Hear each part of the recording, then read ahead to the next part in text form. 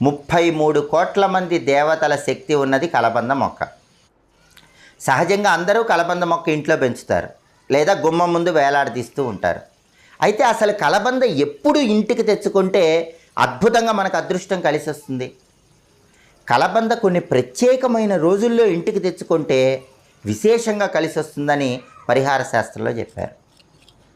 ఆ రోజులు ఏంటంటే, పౌర్ణమి రోజు కలబంద ఇంటికి తెచ్చుకుంటే చాలా మంచిది, లేదా అమావాస్య తర్వాత వచ్చే పాడ్యమి రోజు ఇంటికి తెచ్చుకుంటే చాలా మంచిది.